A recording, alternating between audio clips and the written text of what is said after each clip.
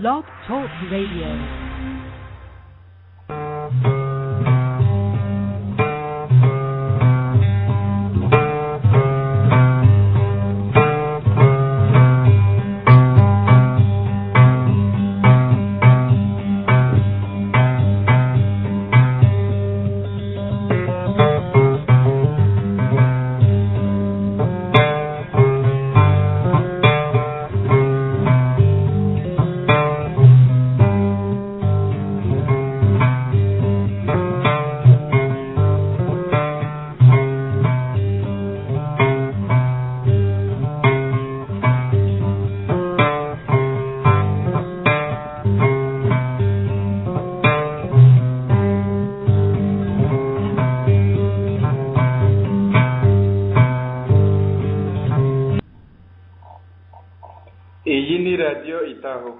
Ijwi ry'ihuriro nyarwanda rivugira i Washington DC hano muri Amerika.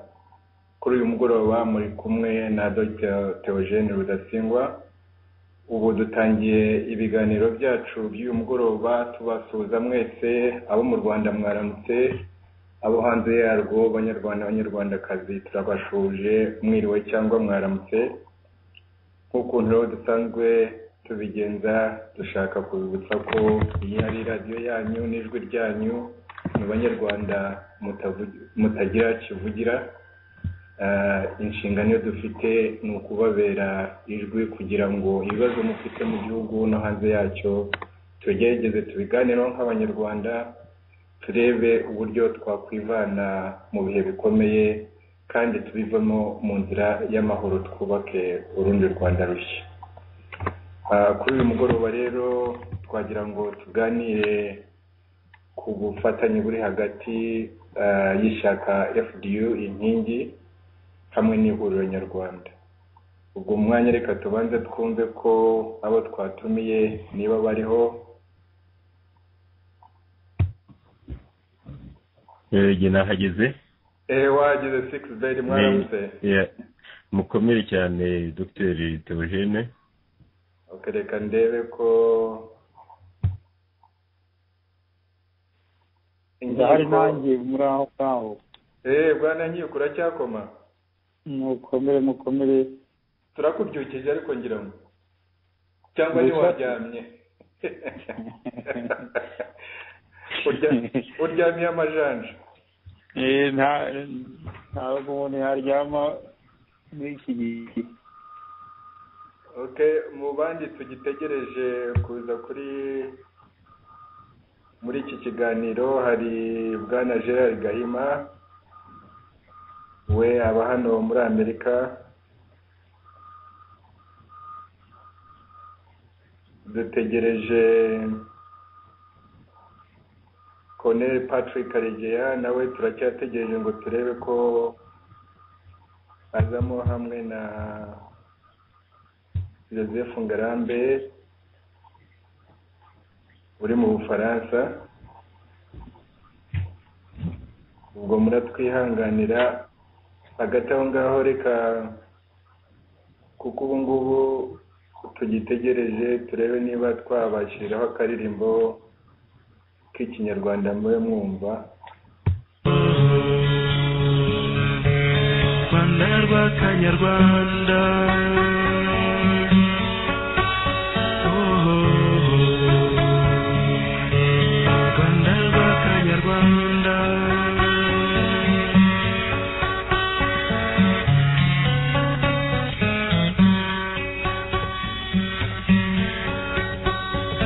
amashyamba yawe Rwanda nziza yahogoje amahanga, Nyungwe Gishwati na Mukura ndetse no ku Birunga, imikenke y'Ubugesera, amayaga Umutara, inyamaswa zigutatse Rwanda ntahanga twahiga. Ngo tugiye gutangira ibiganiro byacu, turacyategereje Ngarambe Joseph, ariko kuko dusa nk'abakere dutinzeho ubwo muratubabarira abatwumva. Twagira ngo dutangire ubwo undi twari dutegereje aradusanga mu nzira. Nagira ngo mbatuze mwese, Bwana Nkiko, Bwana Karegeya, Bwana Gahima na Bwana Musangamfura. Nagira ngo ntangirire kuri kugira ngo mwibwire abanyarwanda nubwo basanzwe babazi mu magambo avunaguye. Ndagutangiriraho wowe Bwana Nkiko.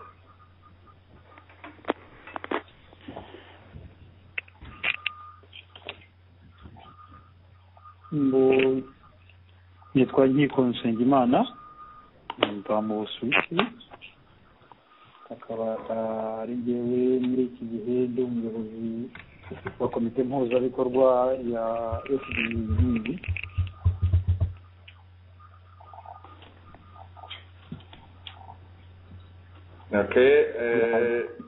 Wari urangije cyangwa wari ugikomeza? Nabazaga niba bihagije.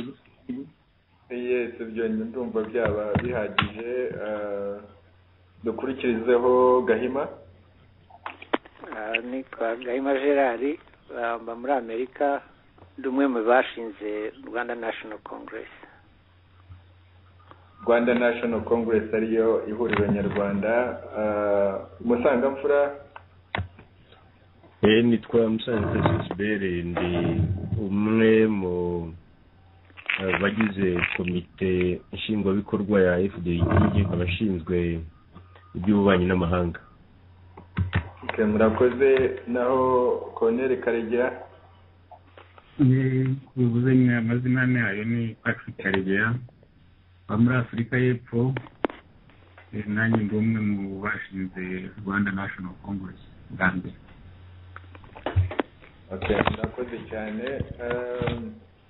Kuba twumva ikiganiro cyo kuri uyu mugoroba ni ikiganiro turi buvuge ku mubano hagati ya FDU Inkingi n'ihuriro nyarwanda Rwanda National Congress. Ariko ubwo turaza no kuvuga muri rusange ubufatanye hagati ya FDU Inkingi Rwanda National Congress, uko iyi miryango yombi itekereza kuba yafatanya n'abandi banyarwanda, ari abari mu mashyaka cyangwa se abari mu miryango yitwa societe civile. Ni ikiganiro twumva gifite akamaro cyane muri ibi bihe byo tubamo. Ubwo wenda ikibazo cya mbere ndatangira mbaza Bwana Nkiko, wo mu by'ukuri ubundi dufatanyije umurimo wo kugerageza guhuza ibikorwa bijyanye n'ubufatanye hagati ya FDU na Rwanda National Congress. Muzi ko mu ntangiriro y'umwaka ushize hari ibiganiro mwagiranye n'ihuriro nyarwanda. Ibyo biganiro mwanyurira mu bantu wenda baba babyumva bwa mbere cyangwa se batabikurikiraniye hafi. Ibyo biganiro byari bigamije iki kandi byatewe n'iki? Urakoze. Ubwo nagira ngo nsuhuze abanyarwanda bari mu Rwanda n'abanyarwanda bari hirya hose ku isi n'abandi bakunda u Rwanda n'abanyarwanda. Ikibazo mbajije imishyikirano twagiranye n'ihuriro nyarwanda twebwe FDU Inkingi, urebye yatangiye mbere y'uwo mwaka w'2011 nk'uko babivugaga, ariko ubwo mu gutangiranya ko twabanje imishyikirano mu kwezi kwa Ugushyingo ku mwaka w'2010, tariki 19 i Buruseli. Duhura rero n'intumwa z'impande zombi, noneho twiga ibyo dushaka gukorana, tubyumvikanaho, kubera yuko twese twari duhangayikishijwe no kubona igihugu cyacu kigenda gisubira inyuma ari mu buyobozi, ari mu burengamuntu, ari no mu majyambere, tugashaka kureba rero uburyo twajya hamwe kugira ngo duhumurize abanyarwanda, dushyireho ubuyobozi bubereye abaturage. ubwo rero twahuye muri Buruseli kuri 19 Ugushyingo kwa 12 mwaka wa 2010, twumvikana ingingo nyinshi zajyana n'ibibazo bya politiki, zarebaga n'ingamba dushobora kuba twahuza, mbese tuvuga duti twafatanya dute nyine kugira ngo u Rwanda rwacu n'abanyarwanda nk'uko nabivuze mbere bashobore kongera kwizera none n'ejo. Ubwo rero twakoze inama twumvikana ku bintu byinshi, ariko cyane cyane twumvikanye na ubuyobozi bw'igihugu bora kwigira hamwe kugira ngo nyine tugeze ku banyarwanda, twiga ingamba nyinshi zirebana y'ibintu bishobora gukorana hamwe, ibyo dushobora buri wese kwikorera ku giti cye n'ibindi rimwe na rimwe dufatanya.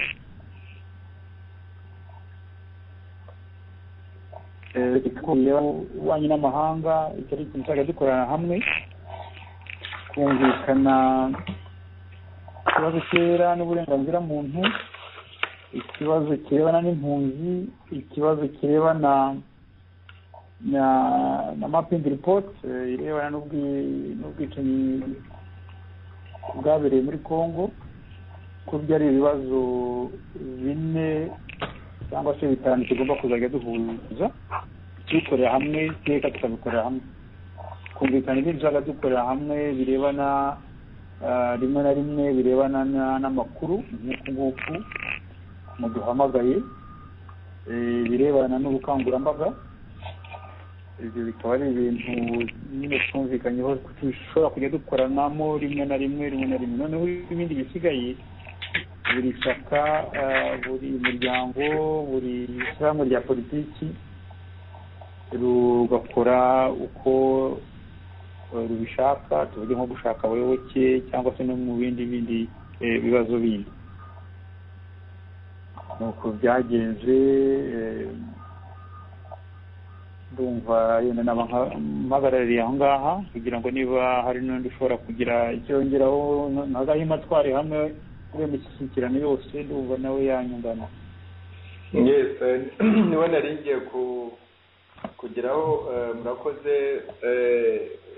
Gahima, mwari mu bantu bahagarariye ihuriro nyarwanda muri ibyo biganiro.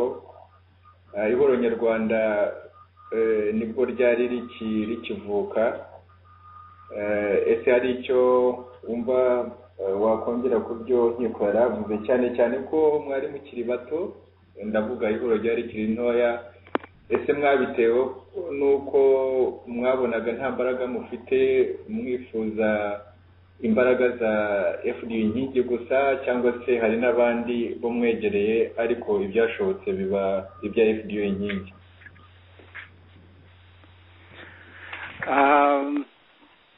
Impamvu twahuye ngo tuganire na bagenzi bacu bo muri FDU ku kibazo cy'ubufatanye hagati y'imiryango yombi, zari zishingiye kuko tubona ibibazo u Rwanda rwari rufite kandi na n'ubu rugifite muri iki gihe, ibibazo bijyanye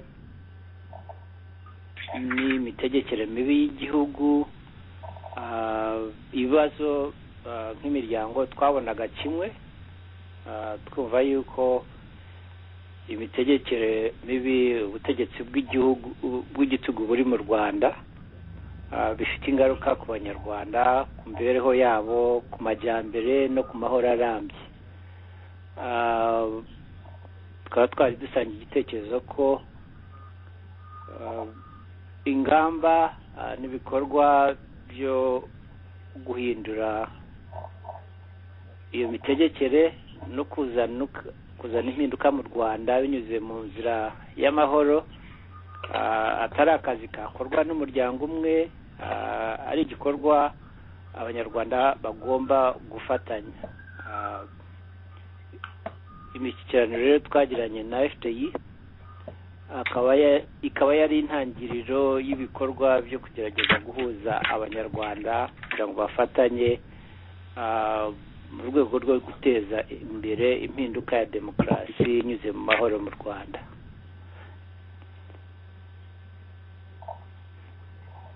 Icyo narimbaje gishingiye no kuri ibyo ni ukubaza kuki FDU gusa, hari abandi mwavuganye? Muri rusange mbega tutari twashinga ihuriro nyarwanda, twavuganye n'abanyarwanda n'imiryango hafi yose ya politiki iri hanze, na bantu bari muri sosiyete sivile, twumva yuko dushakisha abo twafatanya nabo. Rero mbere y'icyo gihe twari twaravuganye n'abantu benshi, tuganira nabo tubabaza niba bakwemera tugafatanya, niba twashinga ikintu gishya, niba twajya mu byabo, mbega kwigana hamwe ukuntu abanyarwanda bafatanya muri ibyo bikorwa byo guteza imbere impinduka ya demokarasi inyuze mu mahoro mu Rwanda. Mu bo twavuganye, abo twumvaga dusangiye ibitekerezo ku bintu byinshi, kandi nabo bari bumva bemera yuko ubwo bufatanye bukwiriye. FDI yafashe iya mbere, ariko sinakwibagirwa yuko hari n'abandi nabo twari twaravuganye nabo nka pariti CNL Intwari iyobowe na General Habyarimana, nabo twari twaravuganye, kandi ibibazo nubwo twaje kugirana ibibazo tumvikanyeho bijyanye n'ibintu byerekeye jenoside, nabo twari twarumvikanye. So FDI yo yonyine, ariko niba twabaje kumvikana mu buryo burambuye, haza gukurikiraho CNL Intwari, kandi ibyo bikorwa byo gushaka abandi twafatanya nabyo biracyakomeza.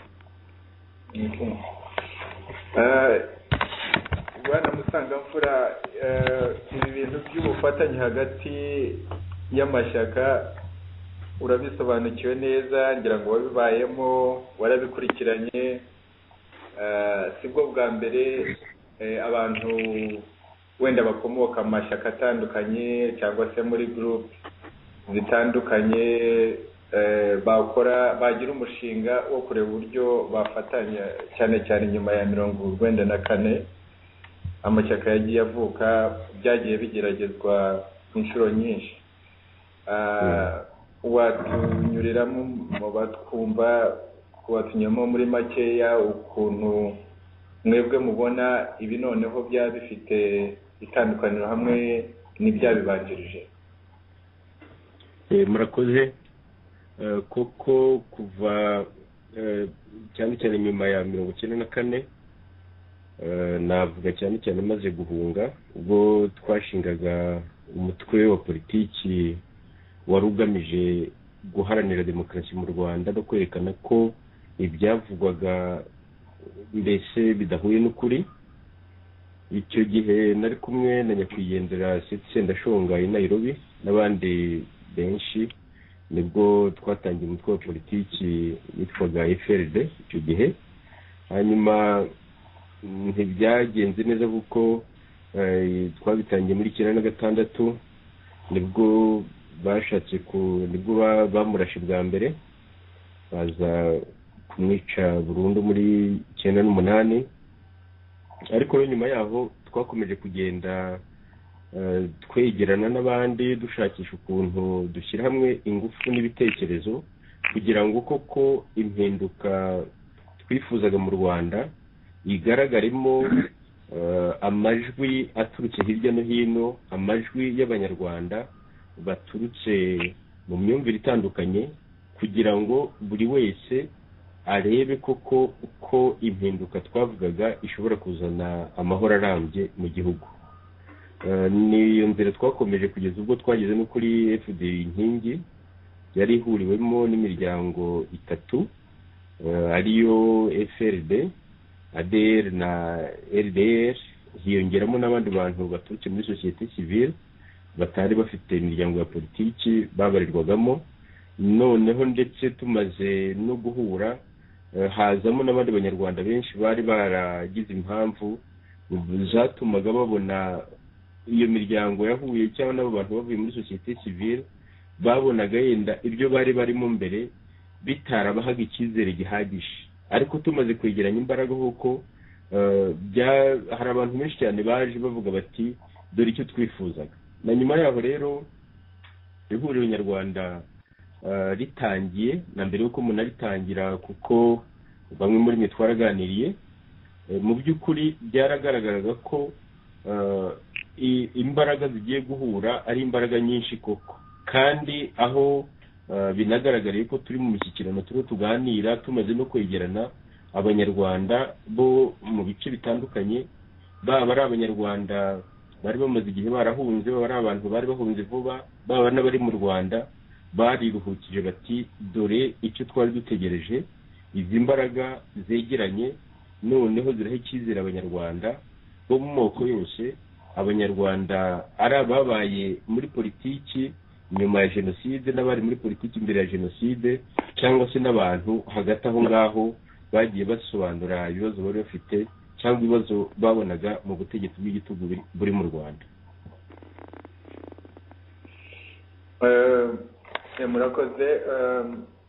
Colonel Karegeya, ubwo ibyo nabarije 6B byo kuva muri 1994 na politike zari ziriho hanze y'igihugu mu bantu bari barahunze, abagiye bashinga amashyaka, wowe utarahunga u Rwanda ugikora akazi ko wakoraga mbere, ibyo bintu ni ibintu ugomba kuba warakurikiranye. Uko ubyumva n'ubu ngubu leta y'u Rwanda ibintu nka bene ibyo ngibyo ibyumvite, ibifata ite iyo ibyumvise ko hari abantu bagerageje guhurira hamwe kugerageza gufatanya no guhindura uko ibintu biteye mu Rwanda? Murakoze. Nanjye mbaje gusuhuza abatwumva, ngira ngo hari ubuze ngo twarabikurikiranaga ariko ngira ngo aho ngaho njye koresheje diplomasi nyinshi, ahubwo twaranabirwanyaga cyane. Nanjye nari nakoresheje diplomasi. Twarabirwanyaga cyane, gahunda zo kubisenya, kandi n'ubu ndumva iyo gahunda itarigeze ihinduka. Iyo haje ibintu nk'ibyo bibatera ubwoba, nabo bagashakisha strategy yo kuba bitakomezamo gukora neza, abantu batakumvikana, kubibamo amacakubiri, kugerageza gukurura bamwe muri abo bo bumva ngo bafitemo ubwoba cyangwa se weaknesses zimwe na zimwe. Ibyo birakomeza, ni gahunda zikomeza, ntabwo kandi zahagarara kubera yuko ari twe twabikoze, ahubwo ubu ndumva aribwo ziyongereye na cyane. Urabona n'ubu bashyize mu murego kwica abantu, babuza amahwemo, babuza aho bicara, gutera ubwoba family zabo n'ibintu nk'ibyo. Ibyo ni gahunda ya leta ihariya, nta kintu gishya cyaba cyarahindutse. Tugarutse nanone kuri gahunda y'ibyo FDU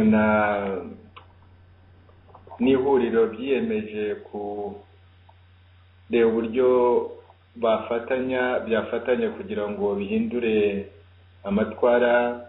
Bwana Nkiko wavuzemo ibibazo by'uburenganzira bw'ikiremwamuntu, wavuzemo ibibazo by'ubuhunzi, wavuzemo ibibazo bijyanye na mapping report iriya y'ubwicanyi bwabaye muri Congo, diplomasi, guhererekanya amakuru ndetse n'ibijyanye n'ubukangurambaga. Muri ibyo byose si mwebwe gusa, ntabwo ari FDU inkingi n'ihuriro nyarwanda byaba bifite impungenge kuri ibyo bibazo byose cyangwa se kuba bibona ko ari ibibazo biremereye cyane kandi bigomba guhinduka. Hari andi mashyaka, hari imiryango sosiyete sivile igomba kuba nayo ihangayikishijwe n'ibibazo nk'ukuntu namwe bibahangayikishije. Ese mufite ngamba ki zo kugerageza kuganira ndetse no gufatanya n'ayo mashyaka ndetse n'iyo miryango yo twita sosiyete sivile? Bwana Nkiko. Urakoze. Birumvikana ko intango turimo kubaka RNC iriyo Nyarwanda nayo FDI inkingi niyo ya ngombwa, ni nayo kuri twebwe dushyiramo imbaraga cyane, kubera yuko tuvuga tuti dushobora gukora intango nyayo tugashyiraho mu kuntu dukorana bikakomeza kuba byiza nk'uko biri ubu ngubu, tugashyiraho ingamba tukareba mbese ibibazo by'igihugu tukaba twabishyize hamwe n'ukuntu tuzabikora, tukaba dufitanye icyizere gihagije, tubona ko dushobora gusanga n'abandi nabo yenda bakaba baza muri iyo platform yacu. Ariko hagati aho ngaho ntabwo byabuza yuko twagirana imishyikirano itageze aho ngaho, kugira ngo abantu bige no gukorana, bige no kureba niba banafite n'ibibazo kimwe.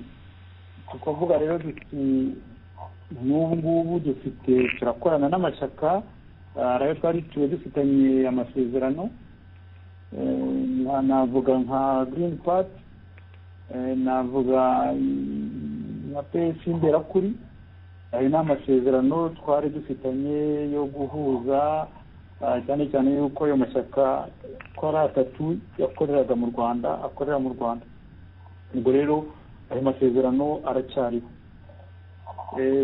Andi masezerano dutegereza ni nk'uko twabiganiriye, nuko namwe iyo muzajya muhura n'ishyaka runaka muti turarishimye, muti muze namwe tuganire nabo, nabyo ni ibintu bishyira imbere. Kuva mwavuga mutaba twarabashimye, namwe mubanze namwe mugira igihe cyo kubiga, kuko kubashima ntabwo bivuga yuko tuba tubemeye, nazo tukagira igihe cyo kubiga.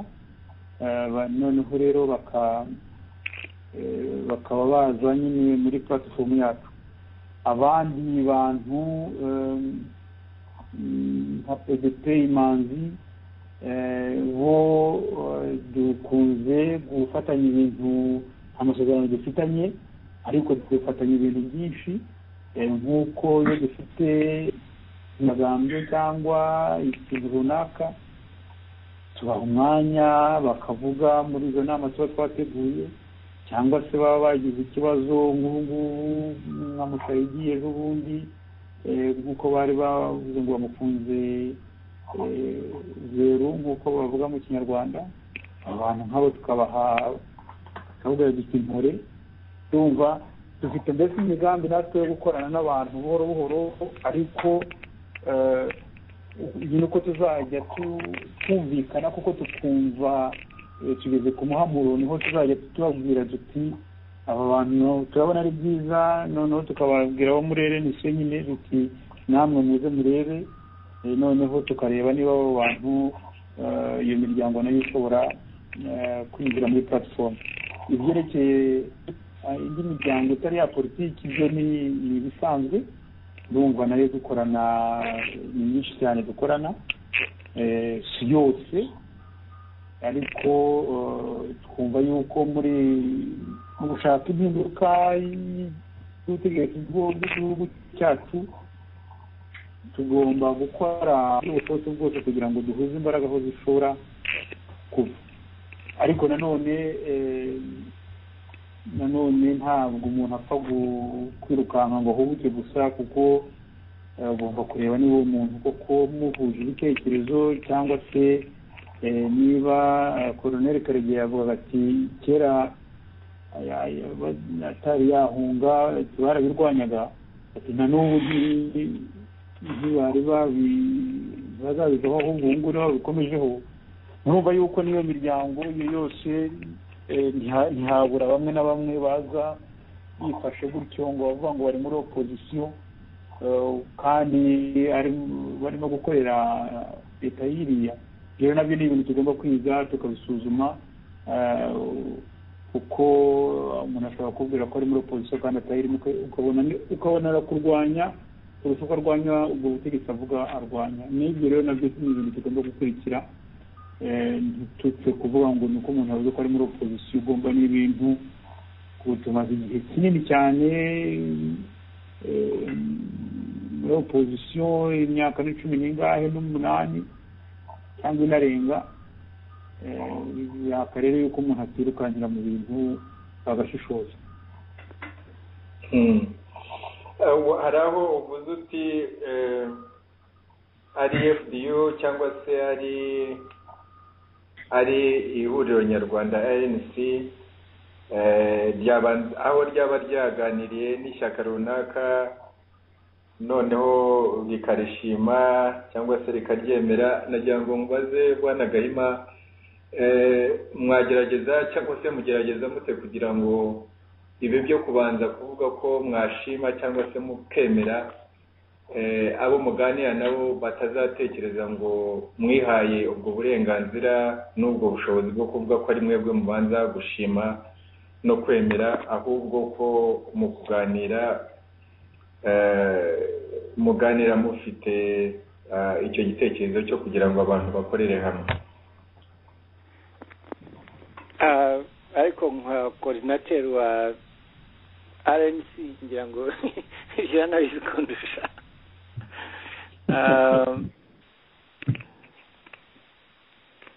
muri rusange na RNC ugiye ko mbizi muri iki gihe ahanini twari muri faze yo kugerageza kwibaka, gucengeza amatwara yacu, kugerageza kuyumvisha abanyarwanda n'amahanga, gushinga inzego. Ntabwo igikorwa cyo gushaka ayandi mashyaka kuyazana muri platform bega cyari priority muri iki gihe. Ariko nyine nk'abanyarwanda twese duhangayikishijwe na situation y'igihugu kirimo, abantu baraganira kenshi na kenshi, ukumva abantu bose baravuga yuko bifuza ko haba ubufatanye hagati y'abantu bose, bifuza ko habaho impinduka mu Rwanda. Hakurikije nyine ibiganiro abantu baba bagirana,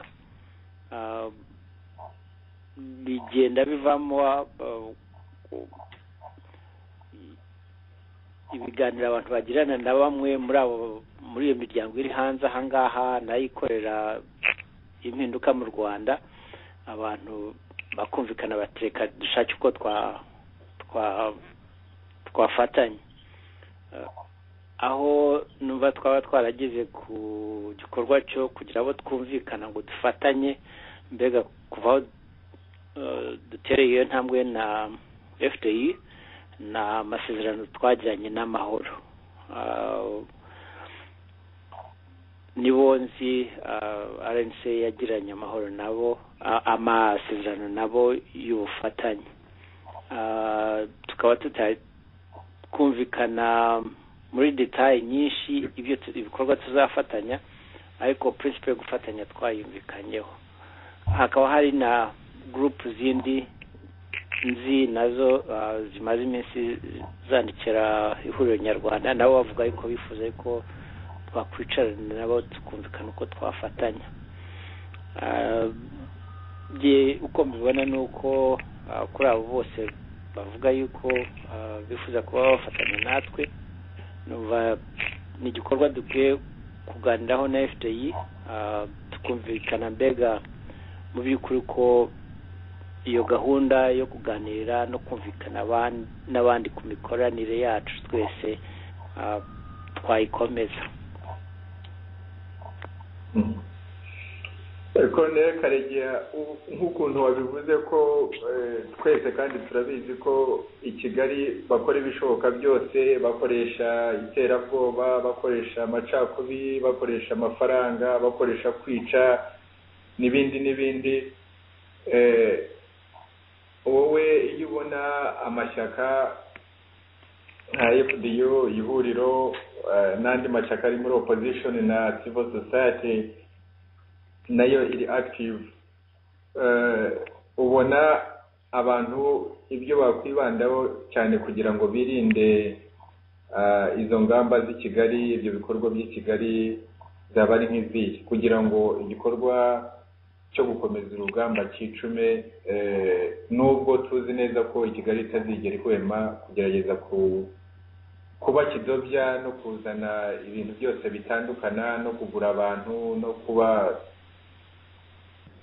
gerageza mbese kubareshya bakoresheje inzira nyinshi, twakwirinda dute? Murakoze. Kwirinda ko mu bisanzwe abantu birinda kwinshi cyane cyane rwose ibyo baba bakoresha nabo ni ukumva ko babona information zifashe kuri buri muntu wese, kandi icyo bakora cyane cyane bakoresha abantu, kandi abo bantu bose bo baba bakoresha baba baturimo, kugira ngo icyo umuntu cya mbere cyagomba kwirinda no kumenya n'abo bakorana nabo bari bo.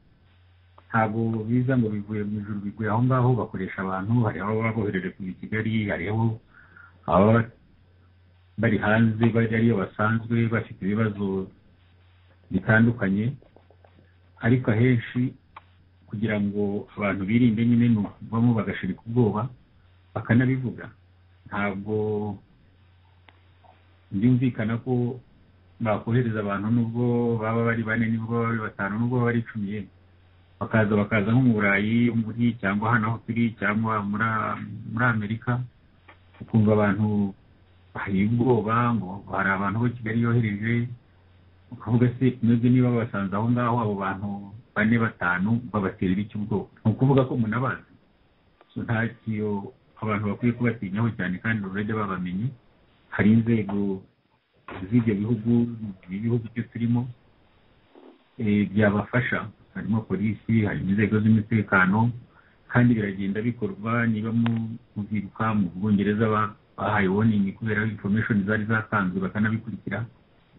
Hano niko byagenze. Ejo bundi mwabonye abo mu Sweden babo birukana abadiplomati. Ntabwo ibyo biba byaturutse kuko bari babyibwirije, nuko abantu babegera bakababereka ibibazo bihari bakabikurikirana. Ikiza ibihugu byo tubamo cyangwa byo mubamo bigendera ku mategeko. Nta muntu waza kubande akuhohotere. Iyo watanze raporo ku nzego z'umutekano barabikurikirana bakaba bagufasha kubikemura. Icya mbere rero nuko abantu batinyuka.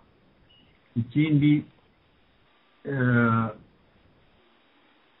kugira ngo hari aho tugenda abantu bamwe bakagira ubwoba burenze. Bamwe of course barakubwira yenda bafite n'ishingiro bati jewe nivuga iki abacu bazabica, kandi koko barabisha bamwe birazwi. Ariko ibyo bitagitinga ku muntu umwe. Ntabwo Kagame azafata igihugu cyose ngo cyice, cyangwa buri muntu wese uri ufite bene wabo mu Rwanda, kandi twese turabafite ngo niko bazapfa bagashira. Tugomba gutinyuka, umuntu akavuga icyo aharanira, umuntu akavuga icyo yemera, nkuko ntabishyire mu gakona ngo bakandagiriremo. Ndumva duhagurutse twese bimwe twabikemura kandi tukavugisha n'ukuri. Ntabwo rero ariko byahora. Igikuru nyine ni uko nk'iyi mishyikirano iyo baba baragize nk'iyo kwa-identifiya ibibazo byugarije igihugu, tukamenya viziyo zacu, tukamenya n'inzira yo twanyuramo kugira ngo tubikemure. Ndumva no muri ibi bya security nabyo muri structures zo dufite mu bintu byose discussinga hagomba kubamo seri ya security, bakamenya amakuru bakamenya bashaka kugirira abandi nabi tukaba twabiha aba badukuriye muri izo nzego z'umutekano mu bihugu byose turimo. Murakoze.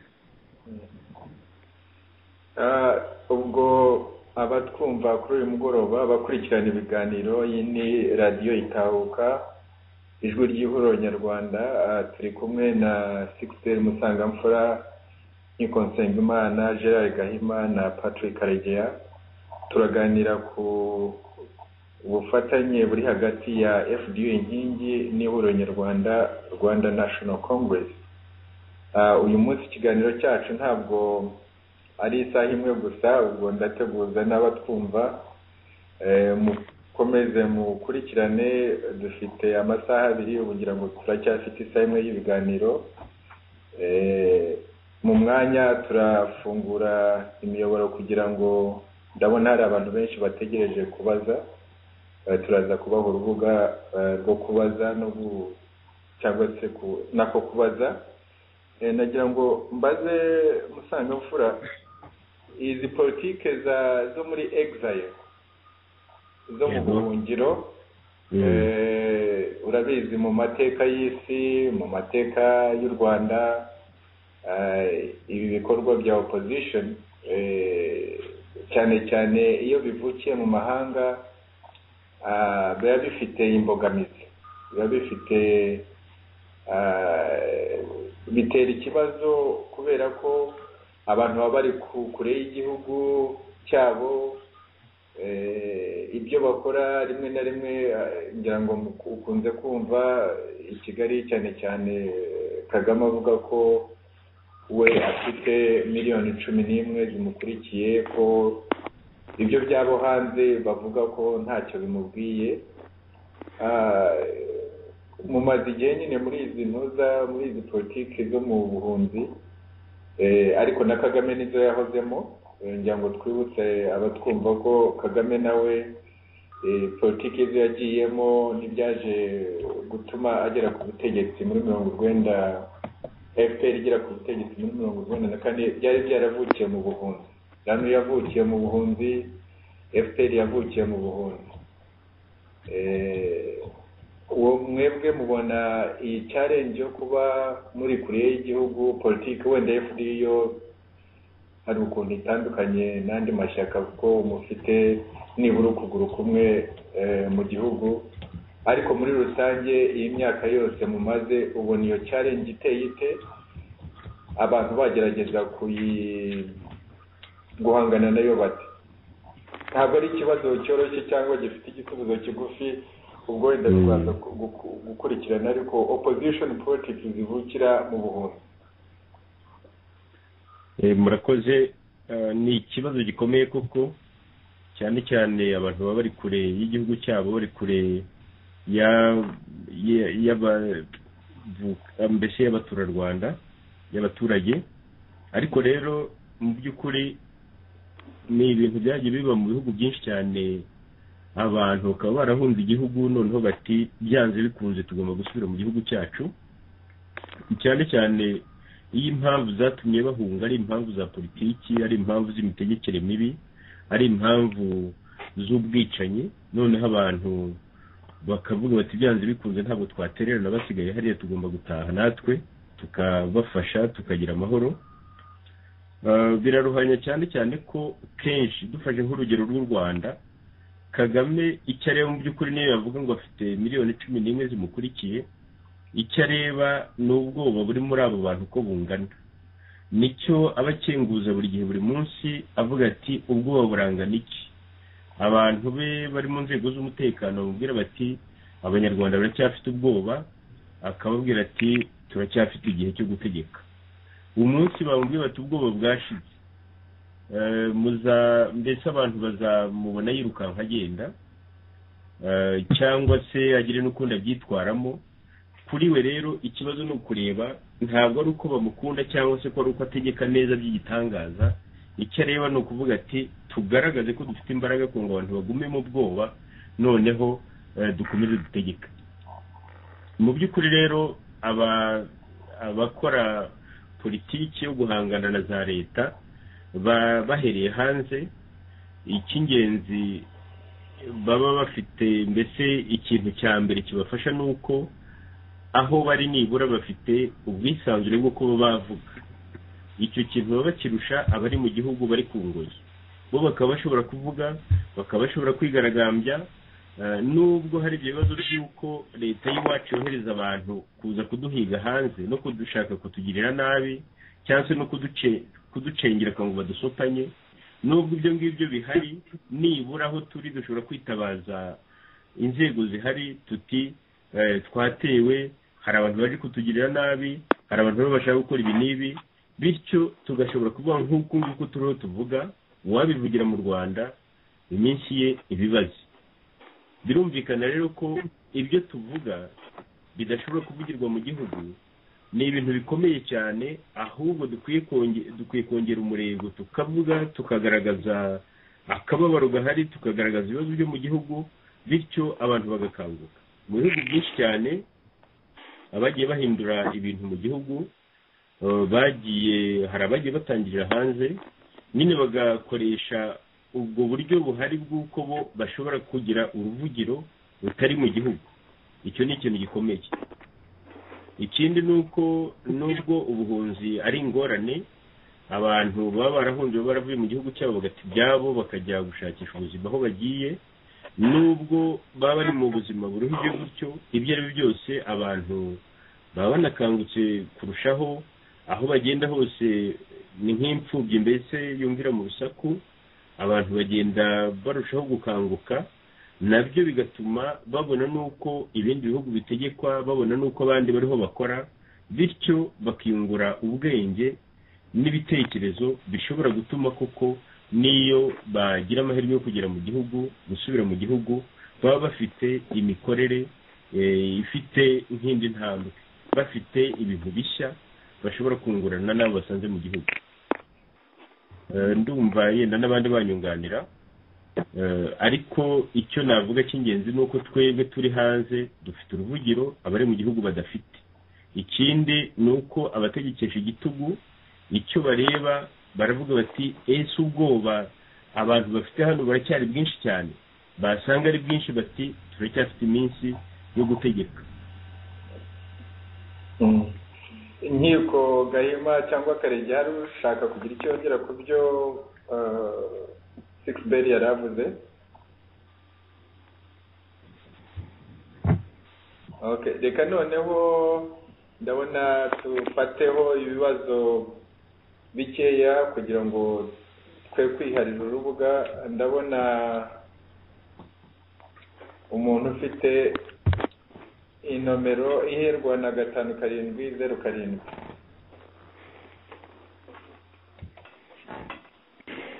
Gatanu karindwi 0 hari ikibazo?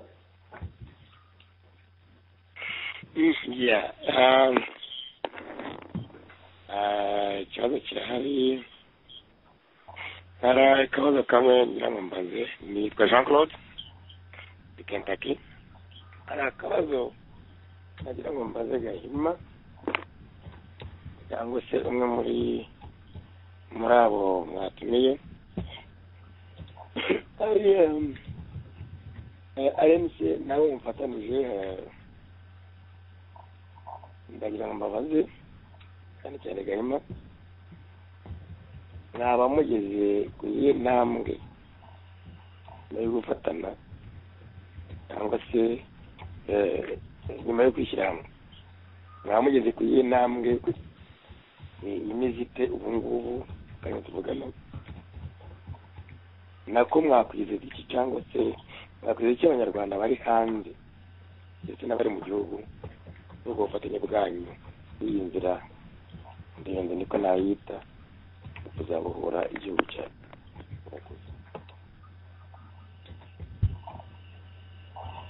Gahima niwe bakibajije, ariko ubwo nta nkiko aragira icyo akivugaho.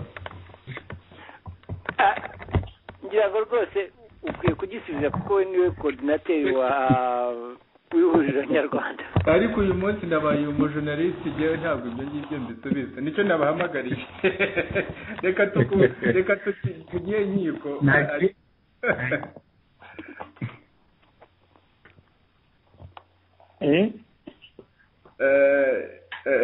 Gahima, ibintu by'ubufatanye bwacu urabizi nk'umufana nkatwe twese, wagira icyo kivugaho, ariko ubwo turabwirana nkiko nawe agira icyo kivugaho. Okay, mu magambo make, imiryango twari twaravuganye nabo nayo kugeza ubu ni FDI, ni CNL, Intwari n'Amahoro. Ku bufatanye bwacu na FDI, iyo yateye intambwe ndende, inyandiko twasinyanye, twumvikana uko tubona ibibazo by'u Rwanda,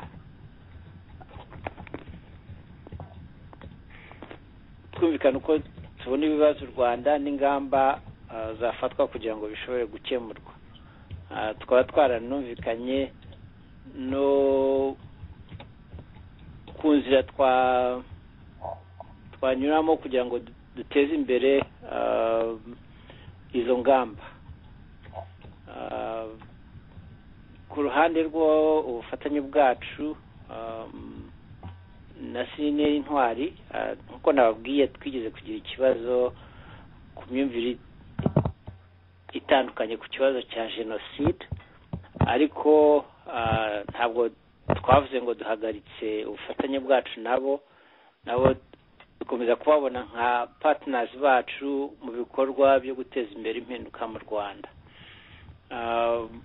Kurwa aba gatatu navuze nyine na Parti Amahoro, nayo tumaze iminsi tugiranye amasezerano twatangira kureba uko twiga uko twafatanya. Navuga rero yuko ubufatanye bwacu n'amashyaka atandukanye, nababwiye yuko hari n'ayandi nayo ariho yatwandikiye byerekana icyifuzo cyo ko twahura tukaganira tukumvikana uko twafatanya. Navuga yuko ibyo bikorwa byo guteza imbere ubufatanye bikomeza, aho byateye intambwe ndende ni imikoranire yacu na FDI. Numva agiye yishimishije ku buryo nk'iyo habayeho ibibazo byinshi by'ingenzi bikomeye ku Rwanda, dufatanya kubifataho umwanzuro duhuriyeho. Nkaba ntekereza yuko tuzakomeza nyine kureba nuko twashaka n'abandi twakorana. Magambo make nicyo numva navuga. Bwana Nkiko, ndumva ku byo Gahima avuze ari byo rwose, kuko tumaze umwaka umwe dukorana, ni mukeya, ariko ibyo twagezeho nanone hamwe umuntu yacira, kuko wa mugani twumvikanye ibibazo ntabwo duhuye kubera ko turwanya Kagame gusa, duhuye kubera yuko dufite ingamba zimwe, dufite icyerekezo kimwe, dufite indangagaciro zimwe, dufite mbese uko tureba imbere twese tukaba tureba hamwe igihugu dushaka kubaka. Aho hantu ni ahantu hakomeye cyane, kuba twarahageze tukumvikana n'inzira, iki ni ikintu gikomeye. Uretse ibyo rero, nk'ubu hari ibintu byinshi dukorana, navuga mu byerekeye diplomasi, bivuga yuko ari ahantu dufite dukorana kandi twerekanye imbaraga. Hari ahantu henshi ubu ngubu badufungurira kuko turi hamwe, bakatwumva nk'abantu bashobora koko kuyobora igihugu ejo. Uko mbere warahageraga gusa uri umwe, bakakureba bakakumva n'ikinyabupfura, ariko ubu ngubu murabona yuko mu kintu cyitwa diplomasi ho urabona ko tuherekana imbaraga, tuherekana ubufatanye, kandi ukabona buri gihe amakuru turayahana, mbese hirya hino ahangaha nkifatemo nke ahangaha uhifatemo ute. Icyo ni ikintu kigaragara. Ikindi kigaragara ni mu bukangurambaga mwabonye ko guhera rwose nko mu kwezi mu mpeshyi ishize twahagurukiye kujya dukora nk'imyigaragambyo hamwe. Iyo twagize nk'amahirwe hari umuntu udufasha cyane witwa Kagame, yaje buriya ni umuntu udufasha cyane kuko araza abantu tugahaguruka tugahagarara n'abandi bose bakabibona, ari abanyarwanda bandi bari mu yandi mashyaka bakadufasha n'abatayarimo, abanyamahanga ari ibinyamakuru cyangwa ibindi bakamuha induru bakira n'uriya muntu nta kigenda. Urumva aho hantu rero naho haherekana naho imbaraga harashimishije. Niba dushobora noneho gukomeza nanone bikarusha, ariko nk'aho hantu rwose herekeye ubukangurambaga numva ari ikintu naho umuntu yavuga yishimiye. Ikindi navuga ni n'ibyo y'amakuru yo gusangira amakuru, numva naho ari ahantu dukorana rwose ku buryo bushimishije, bikavaho yuko ari ibintu dukorana biba byasesenguwe, umuntu aba areba ati inyungu ziri hehe, ikibazo kiri hehe, icyo ntakora n'iki, icyo ngomba gukora n'iki. Mbese bikabamo iki kintu cy'abantu bashishikariye akazi. Abavuga rero yuko ikintu cyo kubakana icyizere rwose tukirimo. Ni umwaka umwe, abanyarwanda nabo barabibona. Nizeye yuko Kagame yageraga hanze bakamubwira bati mwami mwami mwami, ubu noneho iyo mubonye ahageze muzi ko ari induru. Icyo rero ni kimwe mu kintu bishobora kuvuga duti iyo ni intambwe ikomeye, kuko tumaze gutinyura abanyarwanda n'abanyamahanga bakaba basigaye babona ukuri k'ubutegetsi bubi bw'iriya ngoma iri mu Rwanda. Muri make nabampagarariye aho ngaho. nagira ngo nkunganire. Yes, excellent. Icyo jye nakongeraho gikomeye cyane mu by'ukuri bitandukanye n'ibyo bindi twavugaga, ni uko ibyo nabonye kuva nahunga, uko twagiye dukora koko twagiye dukorana n'abahutu n'abatutsi, ariko mu by'ukuri ugasanga nk'abantu b'abahutu bagiye mu muryango wa politiki cyangwa se mu muryango wa politiki cyangwa ishyirahamwe bavuga bati ryiganjemo abatutsi, abandi bahutu bakabaha akato, cyangwa se n'umututsi uje abandi batutsi bakamuha akato niba agiye mu by'abahutu. Icyo gihe nabonye cyahindutse gikomeye cyane muri ubu bufatanye bwacu, nuko mu by'ukuri ibintu turiho turabikorera hamwe. Uko mbere n'imyigaragambyo yabaga ugasanga imyigaragambyo abahutu bari ukwabo, abatutsi bari ukwabo, icyo kintu twaragitsinze. Ubu ngubu umuhutu n'umututsi barahagararana bati agahinda k'abanyarwanda ni ak'abanyarwanda bose, ntabwo ari ak'abantu b'ubwoko bumwe. Icyo ni ikintu mbona cyateye intambwe mbese tukigeraho muri ubu bufatanye, ku buryo n'abanyarwanda baba ari abari hanze n'abari mu gihugu bariho baribona cyane kurushaho mu byo dukora.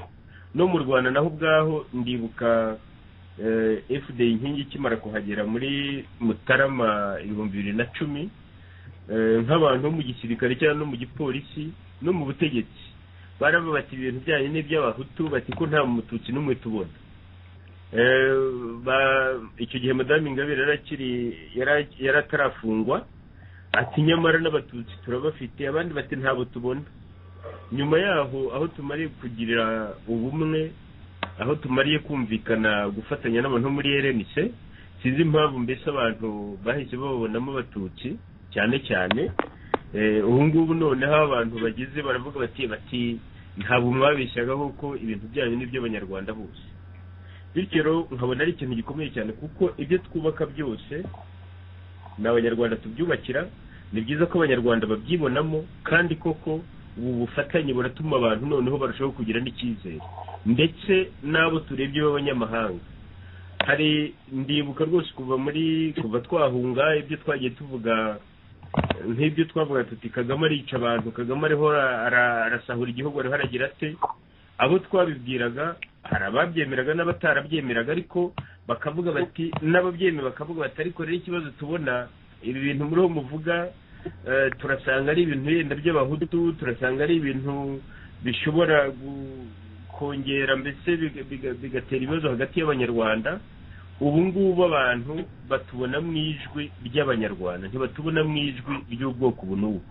Ikiro nkabona ari ikintu gikomeye cyane, ni ikintu gikomeye abanyarwanda dukeneye, ni ikintu gituma umunyarwanda ari uri hanze ari uri mu gihugu yibona mu byo turiho dukora, ahubwo koko natwe dukomeze tubishyiremo imbaraga zihagije, maze abanyarwanda icyo cyizere batubonamo nk'abantu bahagarariye abanyarwanda b'amoko yose, abatwa, abahutu, abatutsi, kugira ngo icyo cyizere koko natwe tuzakibagaragarize, kuko niho abantu babona ko ejo hashoboka, niho abantu babonera cyane ko ibyo turiho tuvuga ari ibintu buri munyarwanda wese azibonamo, akabishakamo umutekano, akabishakamo n'ejo hazaza.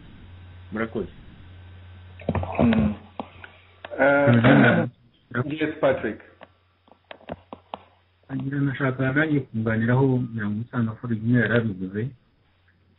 Nicyo mbona muri ibyo twakuye muri gufatanya n'abantu kuba cyambere baranabuye bakamenyana, ahenshi buriya bamwe twari tuzi amazina, utazi n'umuntu uko ateye, ugafata umuntu nk'uko wamubwiwe, bavuga ngo Rudasingwa ni mubi, kumva ni mubi nyine, ntabwo bari bavugana nawe, ntabwo umuzi, bavuga ngo ni mwiza ukagendera kuri ibyo byo abantu guhura bakamenyana bakicara bakadisikasinga, numva ari intambwe nini yatewe ku identifier ibi byose.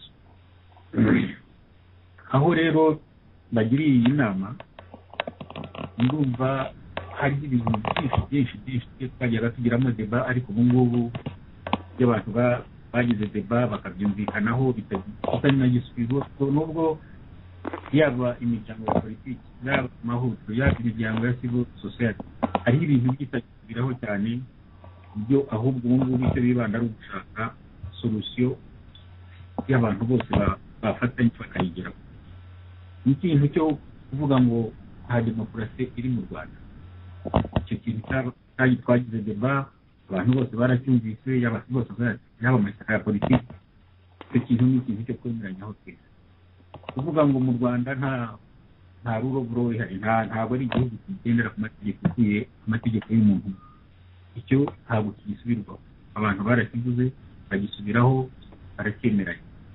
Kuvuga ngo nta ubutabera mu Rwanda ntabwo bwigenga, icyo ni ikintu twaganiriye buri muntu wese yumva, yewe n'abanyamahanga bagira ngo batange amafaranga menshi kugira ngo baje apurifitinga ubutabera mu Rwanda, nabo batangiye kubona ko bukoreshwa nk'uko bishakiye, kugira ngo imanza zimwe hari n'izacu, hari n'iziri mu Rwanda za Mushayidi na Ingabire, kugira ngo abantu bose basigaye barora ibyo abandi bavugaga, yenda n'utarabyemeraga ubasigaye abyemera. Bagira ku kibazo cya uburenganzira bwa muntu, icyo abantu bamwe bakivuga gukundi, cyaba ari umuhutu akumva ngo niba ari umututsi ntacyo bimubwiye, umututsi akumva hapfuye umuhutu cyangwa yafunzwe, ibyo ntacyo bimbwiye, ni ibyaba abandi nyine kumva ntacyo. Ariko ubu ngubu abantu basigaye bazi ngo nibiva kuri kanaka nawe ejo bizakubaho, niba ku muhutu ejo bizaba ku mututsi. Ntabwo icyo ngicyo nacyo kiri ikintu gisubirwaho. Ikindi kuvuga ngo nta press mu Rwanda, itangazamakuru ntibyigenga, bakoresha uko bashatse, aba bagiye kwigenga bakabikinga ibinyamakuru, bakabafata bakabica, abandi bagatoroka. Ubwo ngubu ngira mu Rwanda ibyo ngibyo ntabwo ari ikintu gisubirwaho, abantu bose barabizi, baba mu sosiyete sivili, baba mu mashyaka, icyo ni ikintu kitagisubirwaho. Kumva rero ngo nta discrimination ikiri mu Rwanda, nta reconciliation, ku bantu bose bamenya ko nta reconciliation izabera hejuru y'ikinyoma. Niba abantu batavugisha ukuri, abantu badatinyuka kuvuga, abantu badafite independence, abantu badafite ubutabera, nta kuntu reconciliation yazabaho yuko iyo reconciliation yo kubwoba kugira ngo nibwo cya gipimo cy'ubwoba cyo Musangamfura yavuga naho rero ibi ngibi byo kwirirwa mu abantu bagomba kwihesha agaciro tuwakihesha utagira ubutabera utagira human rights udashobora kwishyira ukizana ibyo ni nyuma ariko ndumva izi discussion z'abantu bagiye bagira bagiye bahura ibyo ni ibintu hose twemeranya hose abantu bari hanze yewe n'abari mu gihugu mu Rwanda message zo tubona zose nicyo bavuga bose baravuga ngo ibyo bintu rwose turabishyize nta n'ikintu intambwe nini yatewe ubu ngubu icyo abantu bose bagamije ni ukuvuga ko impinduka zigomba kubaho kandi zizabaho vuba ariko bakavuga bati nimushake ukuntu zazabaho hatongeye kumeneka amaraso iyo peaceful change ngira ngo niyo abantu basigaye bose bibandaho abo mu societe civile abo mu mashyaka n'ubu ibyo ari byo bintu byo tumaze igihe tuganira kandi abantu bamaze kubyumva abanyamahanga bamaze kubyumva ngira ngo abenshi baravugaga bati Kagame ashyigikiwe n'abazungu ntabwo muzamugira ntaki ariko n'ibyaye niyo bavuga ngo Imana ifasha bifashije niba tutifashije nta muzungu uzaza ngo ajye kukuvugira ajye kukubwira ngo ntabwo utabera ubona ajye kuvuga ngo nta binyamakuru bihari ibyo ngibyo ni tugomba kubyivugira kandi bimaze igihe bivugwa barabikoze abantu benshi batangiye kubyumva ngira ngo Musangamfura nabo baravuga ati nta kidegembya ntabwo kidegembya yuko abantu bose amaze kumenyekana nk'umwicanyi amaze kumenyekana nk'umuntu wiga itangazamakuru nta hantu akijya nk'umusitari nyine nk'uko yari basigaye aboneka nk'uko ameze urumva intambwe zimaze guterwa kubera ibi biganiro kubera ko abantu bahura yewe nubwo mutakwemeranya ntabwo buri muntu azabafata kuko y'undi ntabwo n'abavukana ari icumi usanga bose umwe ari umujura undi ari umurozi undi ari umuganga ntabwo twese rero iyo diversity tugomba kuyemera nicyo nashaka kongeraho gishobora hari umuntu wohereje text ngira ngo iki kibazo barakibaza abo muri FD inkingi ubwo n'inkiko na Musangamfura baravuga ngo kuba FD inkingi yarumvikanye na RNC ihuriro ngo byazanye muri FDU inkingi gusenyuka nibyo jambo bakoresha ngo gusenyuka ubwo ijambo ni iryawe nkiko na Musangamfura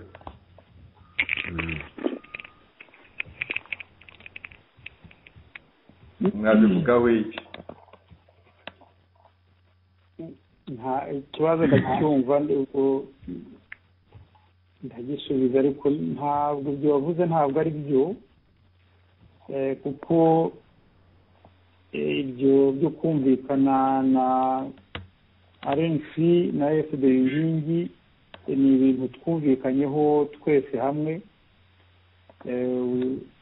ku buryo ubwo nahoze mvuga ya manama yabaye yo gutegura imishyikirano navuze inama yo kuri 19 yo Ugushyingo 2010 yabereye i Buruseli nibyo nari nyoboye iyo mishyikirano ariko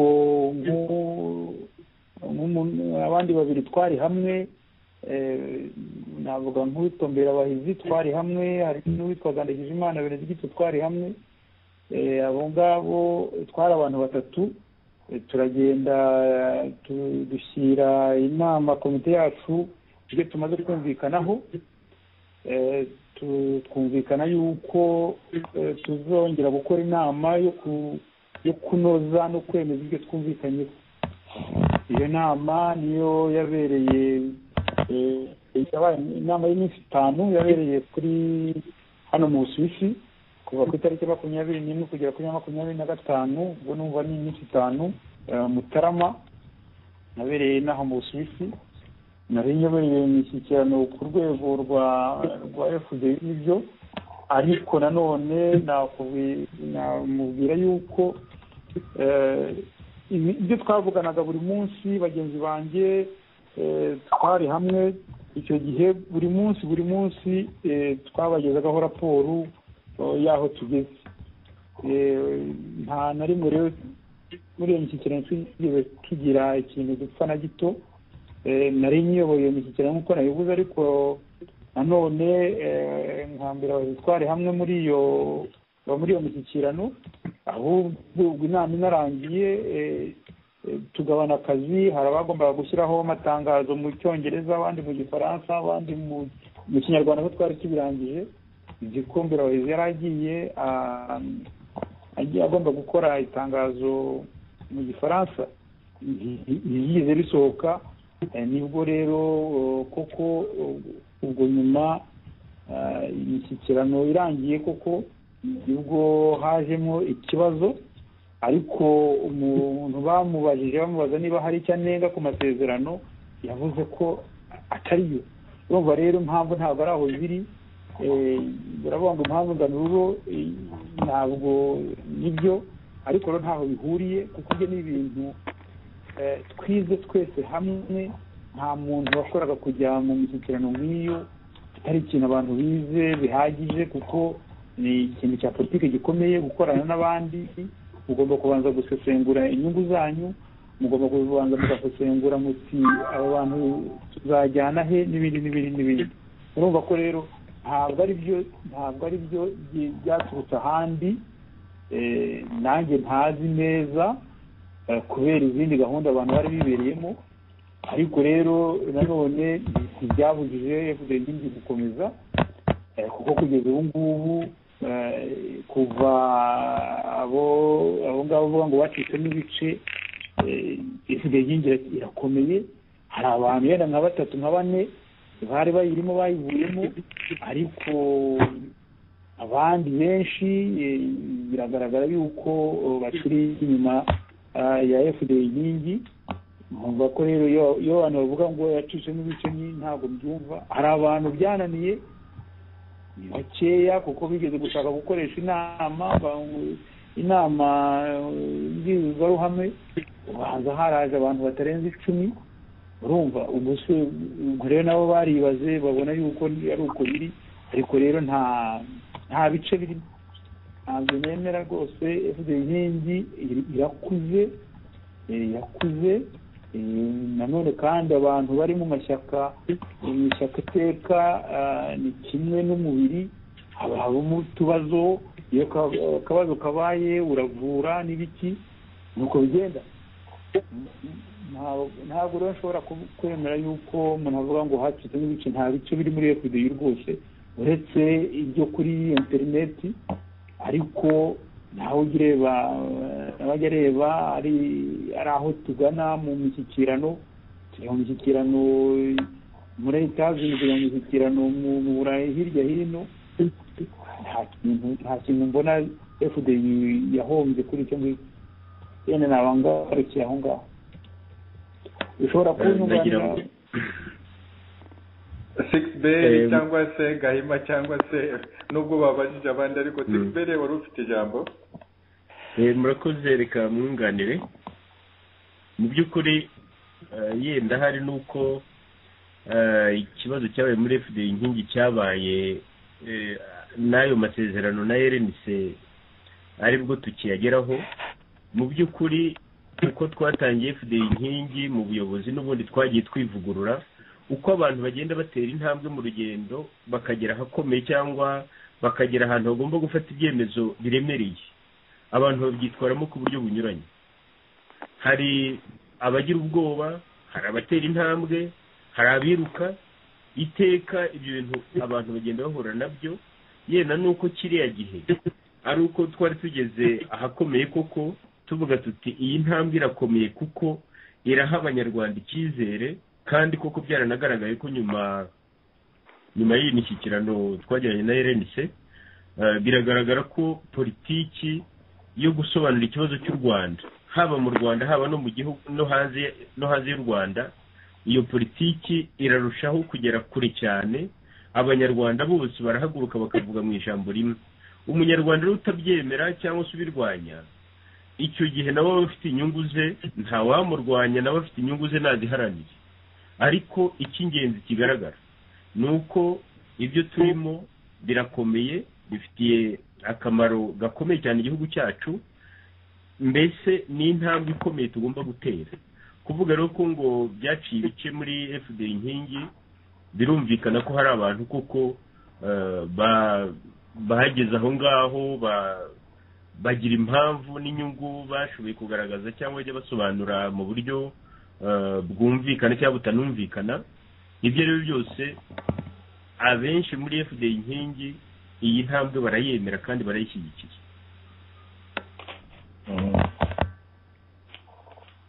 Gahima na Karegeya, hari comment mushaka gukora? ngira ngo umwanya wacu bakavuga. Okay. Patrick, hari icyo washaka kuvuga? Iki ni ikintu gito cyane. Iki cyo kuvuga ngo abantu ntibumvikanye, abantu basenyutse, n'uva mu mateka ya political organization cyangwa se amashyaka cyangwa ibindi organization, nubwo zaba organization zose, kutumvikana bibaho.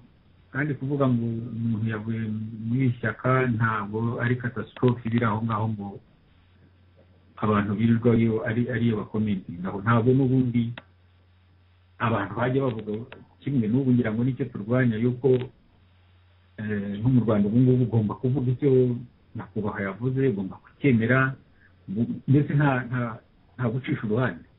Ariko ndumva muri sosiyete ziri mu demokarasi, muri demokarasi yaba ariyo mu bashyaka yaba ariyo mu organization, ibyo bintu bigomba kuzabaho, bizakomeza bibeho, ntabwo ari bwo bwa mbere kandi si bwo bwa nyuma. So kugira ngo rero ntabwo twumvikana kuri iki, njye ndumva ibyo ari ibintu byo tugomba guhora twiteguye, kandi ntikivuze ngo niba tutumvikanye kuri iki ntabwo tuzumvikana kuri kiriya, cyangwa se ngo tubaye abanzi tugiye kwicana, tugiye kurwana. So umuntu wumva ngo abantu bavuye nko muri FDU akumva ijuru ryamanitse, njye ndumva atari byo rwose. Niba yumva principles zo bagenderagaho atakizumva, ubwo nawe yashinga ibye akatubwira. Ndumva ariyo demokarasi turwanira, buri muntu wese kirakizana akavuga ibitekerezo bye, wabishima ukamukurikira, utabushimye ukaguma ku byawe. So ndumva ariyo broadness yo dushaka twese. So kuba ngo kanaka yavuye muri ishyaka iyi abantu bakumva ibintu byarangiye, ndumva atari byo. Abemera principles zabo bakomezamo, abandi nabo bagashinga ibyabo, kandi ndumva aricyo twese dukwiye gukora twiteguye. Murakoze. Hari ikibazo gikurikiye kibazwa ngo Gahima na Nkiko. Umuntu arabaza ngo ibintu bya mapping report, ngira ngo na Nkiko yabivuze mu byo FDU na RNC byishinze gufatanya. Ubaza arabaza ati icyo kibazo cya mapping report kigeze he, muragikoraho iki, ngo ko kimaze gusa nk'ikibagirana? Nkiko cyangwa Gahima cyangwa se n'undi wese, ariko nibo bakibajije abo bagabo babiri.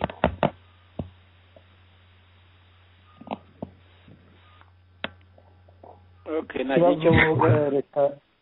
Yego, Nkiko yatangira nta kibazo. oya genda yutangira.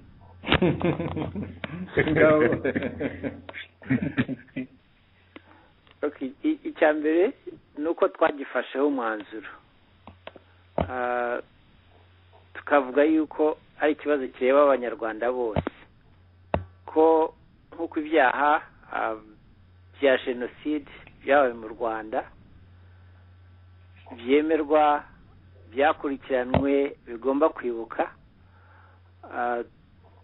Tunemeza yuko ubwicanyi bwakorewe impunzi z'abanyarwanda zari muri Kongo ari ikibazo gifite uburemere bukomeye, ko kuri ibyo byaha gukwiye kumenyekana, ko ababigizemo uruhare bakwiye kuba held accountable, nk'uko n'ibyaha bya jenoside byabereye mu Rwanda byagenze. ikibazo cya mapping report kikaba ari ikibazo twitaho muri za contact zose tugira za diplomasi na muri media. Tukaba tuvuga yuko kidakwiye kwibagirana, gikwiye guhora kibutswa, dukwiye mu ngamba dufatanyije harimo no kugira ngo icyo kibazo kitazibagirana. Rero ikibazo cya mapping report ni ubwo bwicanyi, n'ubwicanyi twemera ko bwabaye, tuvuga yuko ku byabaye ukwiye kumenyekana, intera yabwo, imiterere yabwo, ababigizemo uruhare, ukuri kukamenyekana, kukemezwa, n'ababigizemo uruhare bakaba held accountable. Ni ikintu rero dukomeza gukurikirana muri contact zacu za diplomasi, muri contact na media. Akaba ari n'ikintu twifuza yuko mu minsi iri imbere, nako twemera ko mu minsi iri imbere igihe mu Rwanda hazaba hariho ubwisanzure na demokarasi, ari ikibazo nacyo kizagomba, abanyarwanda bazagomba to reckon with, kwemera ko kivugwa, kigafatirwa umwanzuro ukwiye, kugira ngo victims b'ubwo bwicanyi nabo bazagire justice.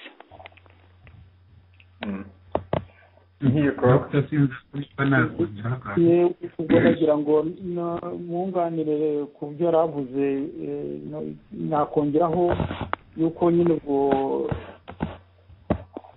cya kibazo cya mapping report abantu bose bakwiye kugihagurukira kuko kiragoye kuko uko muri Loni bari bavuze ko bigomba kuzagenda, bagomba gukurikiranwa n'ibiki, haje kuza muri Loni habura uburyo bashyiraho urukiko rubikurikirana, haza kuza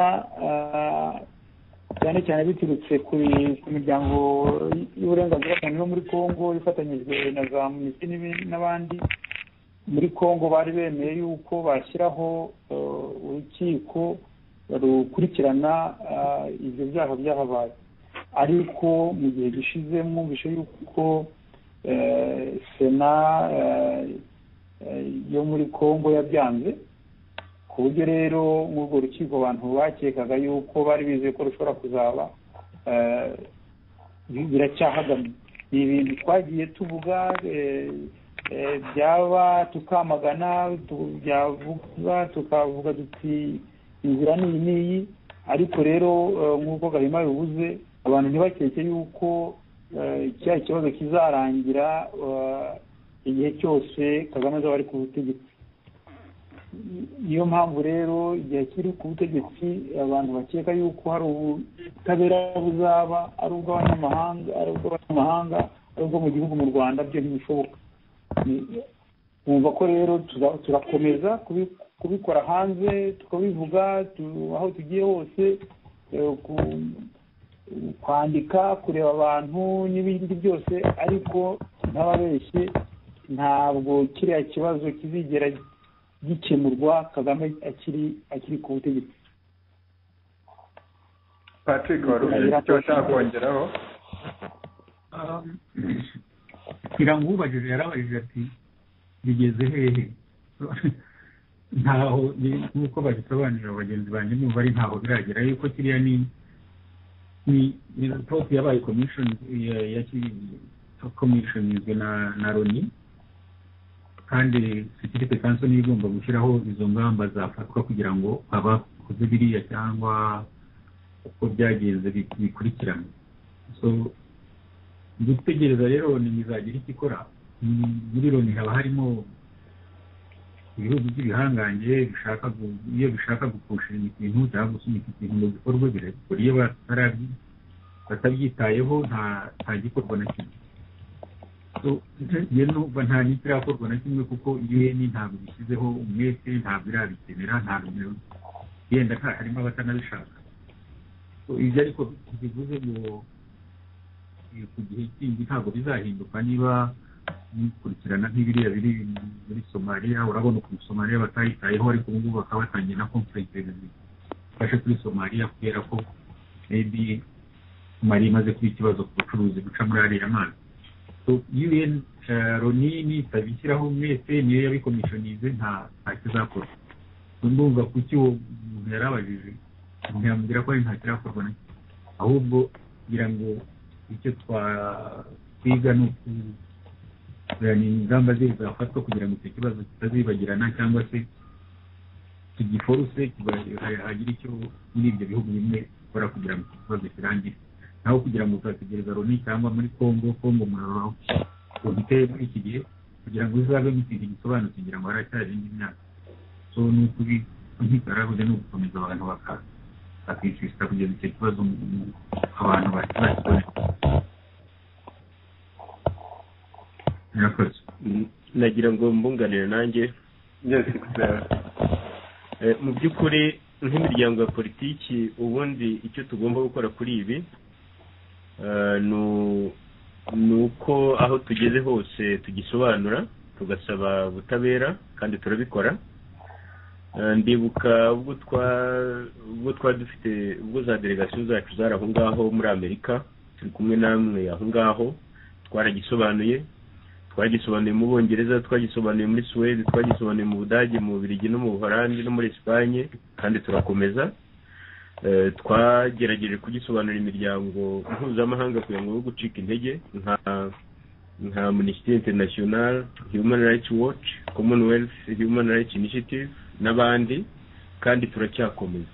Ni ukuvuga rero ko mu by'ukuri ubwumvikane dufite gukora kuri iki kibazo, gufatanya kuri iki kibazo turabukoresha koko kandi turabikora. Numvaga ari cyo nakongeraho. Muri make ibyo tugomba gukora bijyanye n'iki kibazo turabikora.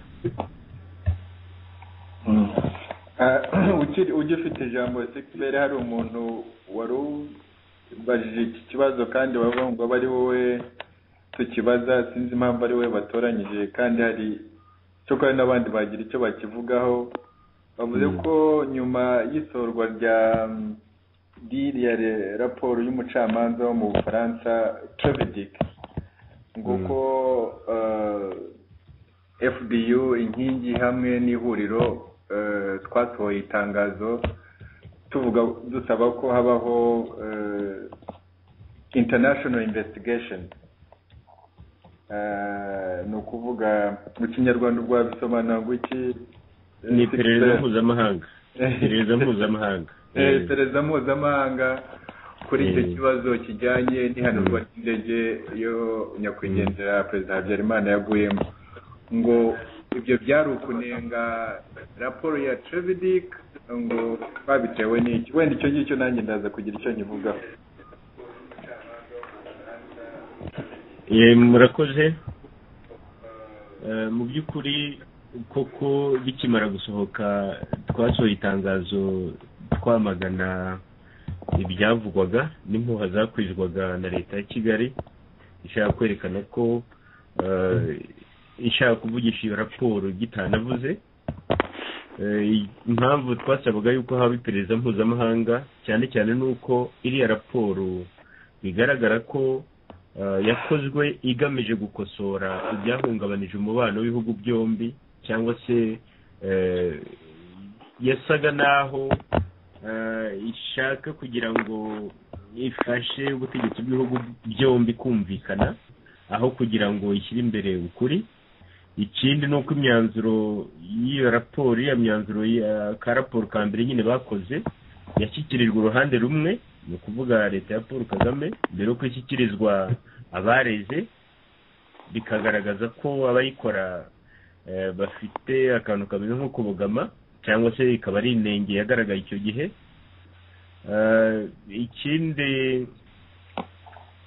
Ikindi mbese abakoze iriya raporo biragaragara ko bifashishije impuguke, kandi izo mpuguke bavuga ngo zasuzumye buri kantu, ntabwo zigeze zigera mu Rwanda mu iperereza. Abahagiye mu by'ukuri ni abahagiye, mbese hari Trevidic na PU, n'abandi bantu bake bari kumwe, naho abakoze raporo y'ibyo bise ngo acoustic ari nabyo bashingiyeho batangaza biriya bya mbere, abo bantu ibintu byabo babikoreye mu Bufaransa, niho bakoze ibintu ngo by'isesenguramajwi y'imyitozo yo kumasha.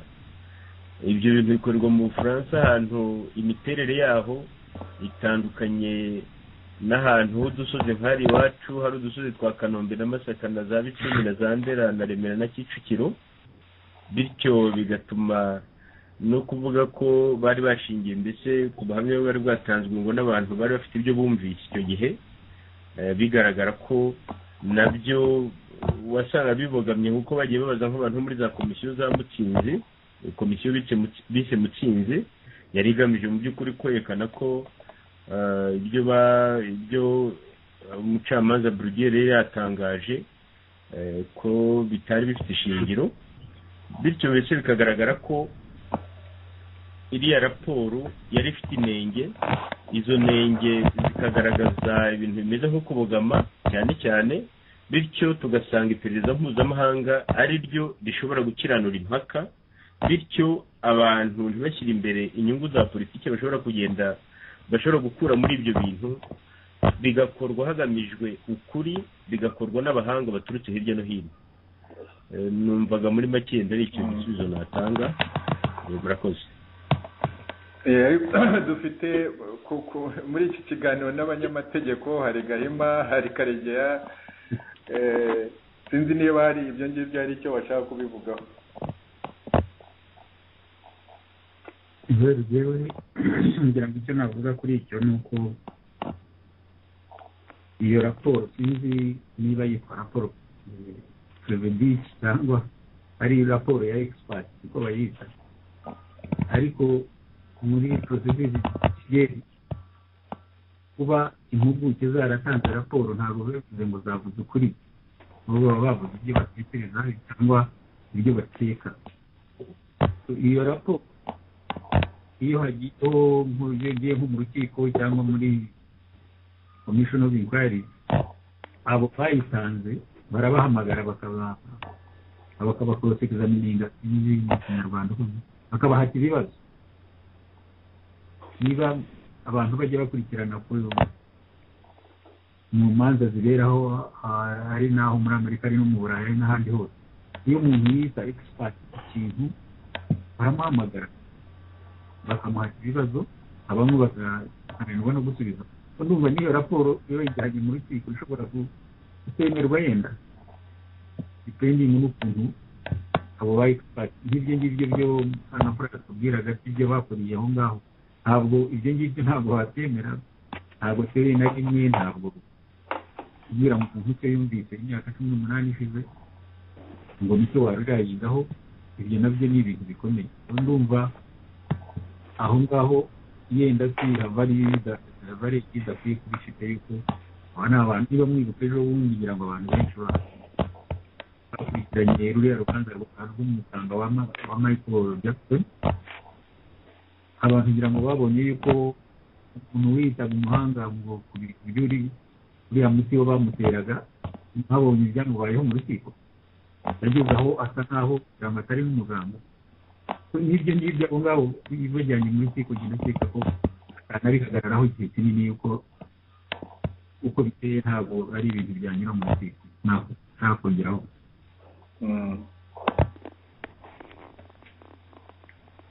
Gahima, hari icyo ushaka kongeraho? ngira ngo urabizi yuko representinga Kayumba muri urwo rubanza, sintekereza yuko bikwiriye yuko ntavuga natanga icyo ntekereza kuri urwo rubanza kuri radiyo. Okay, turuba icyifuzo cyawe. Nkiko, hari icyo ushaka kongeraho?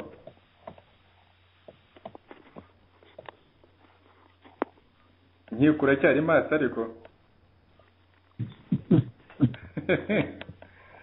Nkiko aho banze bashobora kuba yavuyeho ngira ngo.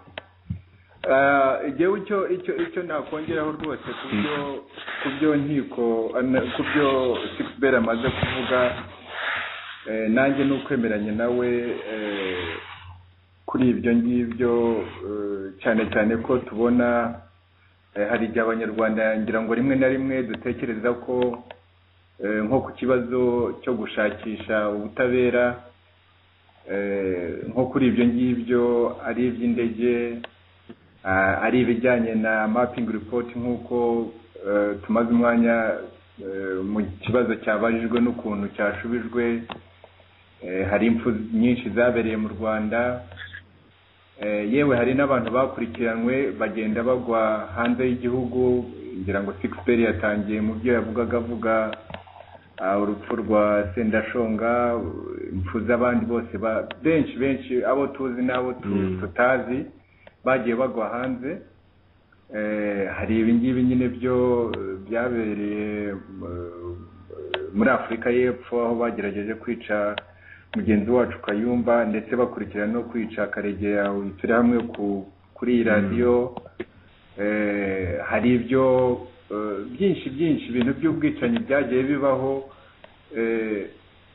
ari ibihitana benshi nk'ibyo muri Congo cyangwa se Kibeho cyangwa se n'ibyabaye mu Rwanda mu by'ukuri umuntu abona ko nta kuntu leta ya Kagame yagira ubushake bwo ko ibyo bintu byagaragara ukuri kwamenyekana ndetse na bamwe mu mahanga kuko ibyacu nk'abanyarwanda ntibakunze ntabwo ari ibintu bituma barara ijoro ni twebwe bigomba kuraza ijoro naho abanyamahanga bo ntabwo baturarira ijoro ibyo rero icyo nagira ngo mvuge kuri ibyo bintu bijyanye na raporo ya Trevedic no gushakisha ukuri ku bijyanye na n'ukuntu byagenze ibyo ndege uko yahanuwe uwayihanuye mbese ari byo byaje kuzamo amaherezo ku byariyo raporo ya Trevedic kuri bamwe muri twe nta gushidikanya dufite ariko nyine kuko ari ibintu bigomba kwemezwa niyo mpamvu tugomba guca muri iyo nzira nk'icyo gitekerezo cy'iperereza mpuzamahanga kugira ngo ejo bundi abanyarwanda tutazibeshya ngo ikibazo cyacu cyo gushakisha ukuri ku by'indege ngo kizarangira ku mucamanza cyangwa se kizarangiriza mu Bufaransa kuko nk'ukuntu Sixperi yabivuze hari igihe inyungu z'imibanire hagati y'ibihugu iba isumbye ibyo igihugu runaka tuvuge nk'Ubufaransa bwaba bufite ku interese zijyanye n'ibibazo abanyarwanda bafite icyo gihe rero niyo mpamvu twavuze tuti reka koko ibyo ngibyo iby'iperereza mu rwego rw'Ubufaransa tuzakomeza kubishyigikira kugira ngo ukuri kugaragare ariko na FDU na n'ihuriro tuzakomeza no gukora ibishoboka byose kugira ngo turebe ko n'iryo perereza rishobora gukorwa mu rwego mpuzamahanga ariko nanone tuzahura n'ibibazo nk'ibyo twavuze kuri mapping report kuko niba ibintu bigomba guca mu perereza mpuzamahanga ubwo baba bishaka ngo ibihugu by'ibihangange wenda bigire intere mu gukurikirana wenda bibigeze muri Loni wenda bijye muri Security Council cyangwa se mu bundi buryo bishobora kubaho ibyo nabyo byashoboka ko iryo perereza mpuzamahanga ritatuha uko kuri n'ubwo butabera bwo twifuza ibyo ari byo byose ubwo ni ugusezeranya abanyarwanda ko tudashobora kurambirwa kandi ko twese dukwiriye kubihagurukira ngo twe kubibona nk'ibintu bifata ku muryango wa Habyarimana cyangwa se wa Ntaryamira ba perezida baguye mu ndege cyangwa se mu ibintu bifata ku miryango yaguye muri iyo ndege ngira ngo tubibone nk'ibibazo bijyanye n'amahano yaguriye u Rwanda bitureba twese kandi nitubihagurukira twese nubwo mu Bufaransa bitagira icyo bigeraho cyangwa se urubanza rwa Kayumba ntirugaragaze uwagerageje kumwica cyangwa se abantu ntibakurikirane ibya mapping report n'ibindi twakomeje kuvuga twebwe twiyemeze ngo bitinde bigire kera ko uko kuri nk'abanyarwanda tuzakwishakira kubera ko ni twebwe bireba mbere y'abandi bose ubwo narimvanye w'ingofero yo kuba umujournaliste kugira ngo nanjye igitekerezo kuri icyo kibazo kuko ni kimwe mu bibazo bitwugarije kandi tugira ngo tubwire abanyarwanda ko tutazigera duhwema nta n'ikintu na kimwe kizadusubiza inyuma mu gushakisha uko kuri. Yango ibyo ni bimwe mu bibazo. Ndabona hari umuntu ahangaha usigaje iminota 10, reka twumve icyo yaba ashaka kubaza. Umuntu ufite inomero iherukana 0958 0958. Okay, yango tumaze umwanya wenda abantu batangiye kuvaho. Nagira ngo mbabaze ikibazo uko muri bane waba afite icyo kivuga kivugeho. Hari henshi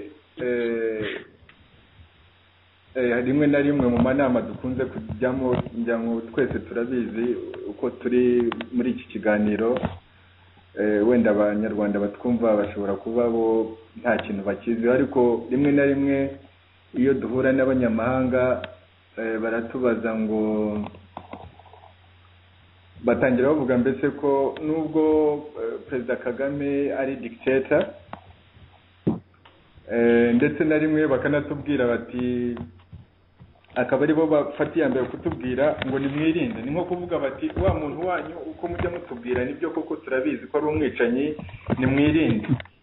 Barangiza kubitubwira noneho bakatubaza ngo ariko ngo none se ngo alternative kuri leta ya Kagame ni iyihe? Ngira ngo mwese ngira ngo mugire ikintu mukivugaho iki kintu cyo kuvuga ngo alternative kuri Kagame ni iyihe. Mubona FDU inkingi n'ihuriro nyarwanda, mwebwe mwaba alternative cyangwa se muri alternative kuri leta ya Kagame? Ngiki kibazo ninde ushaka gufata ya mbere kugisubiza? Ndumva aho nabo baba bakabije rwose, barumva alternative kumwicanyi yabura, cyangwa bavuga ngo nikomeze mu numva nanjye nabaza uko umuntu kugira ngo turabizi n'umwicanyi alternative ni ukuvuga noneho ngo abantu bakomeze bate. Alternative yaba itari gushyiraho umuntu utari umwicanyi, kandi ntabwo Kagame ari we wa mbere cyangwa niwe wa nyuma kuba perezida wa kiriya gihugu. Na mbere ye hari abandi na nyuma ye hazaza abandi benshi. So alternative ni igifite, ariko itangaje n'umuntu ukubwira ngo umuntu n'umwicanyi, ariko se alternative ni iyi? Ndumva nawe aba yirengagije. Yewe icyo mbisomamo cya mbere ni uko abo banyamahanga benshi kandi baturuka mu bihugu bikomeye cyane byanafashije u Rwanda muri ibi bibazo rwagiye runyuramo, bamaze kubona Kagame uwo ari we koko. Bamaze kubona ko ari umunyagitugu nka ba Staline, nka ba Hitler n'abandi bose babi bayogoje isi cyangwa se n'ibihugu byabo, n'abishe n'abaturage b'ibihugu byabo. Icyo kintu bamaze kukibona. Demo kuba yara kuvuga rero no kuri telefone ushaka kuyumva. Ubose kandi n'inkiko waje kuri radio. Ubwo ibyo uvuga abanyarwanda bose barabyumva ubimenye. Uwo ni inkiko? Ntabwo ari we rwose. Ntabwo ari we? Ntabwo ari inkiko. Ntabwo umuntu se kandi ariko uratwumva wowe? Ngaho ni mwumva se? Uratwumva nkiko? Simbizi niba munyumva nge. Turakumva nkiko, uratwumva? Ndabumva. Okay, komeza 6. Navuga ko ikigaragara nyine nuko abo bantu bose bamaze kumumenya, bakaba babona ko igihe kigeze kugira ngo uwo muntu simburwe, haboneke undi muntu umusimbura, cyangwa se haboneke n'abanyarwanda bakire hamwe imbaraga bareba ukuntu igihugu cyayoborwa mu buryo buhamahoro buri wese. Mu by'ukuri intambwe ya mbere nuko kuba FD inkingi na RNC byarashyize hamwe byahaye abanyarwanda benshi icyizere binatuma n'abanyamahanga nabo bose ibibazo ibyo bibazo babona ko ubu bufatanye bufite imbaraga, ubu bufatanye bushobora guha umutekano, bushobora guha icyizere abanyarwanda bo mu moko yose n'abanyarwanda mbese banyuze no muri za politiki zitandukanye, kubera ko uko bimeze kose bose ni abanyarwanda, bose bakeneye ejo hazaza, bose bakeneye amahoro. numvaga narindekeye kugira ngo n'abandi bagire icyo bivugaho. icyo avuga yes dad. ngira ngo nk'uko Musangamfura abivuga, mu by'ukuri hari impinduka iriho ibaho imaze kugaragara mu kuntu n'abanyamahanga cyane cyane za leta n'abandi policy makers bareba u Rwanda. Ikintu amagambo avuga yuko Kagame mbega ari we soko y'amahoro y'u Rwanda, ko nta alternative kuri we, ko ari we ugomba kuyobora u Rwanda, ko azana amahoro n'amajyambere. Iyo mvugo mbega nko mu myaka 2 ishize yari ikomeye, ariko iyo mvuga abantu ntibakiyivuga mu by'ukuri.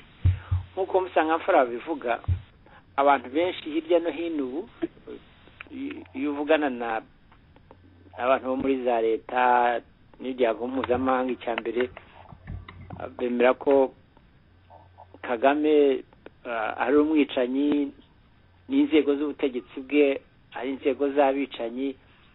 Icya kabiri ko ari ubutegetsi bw'igihugu.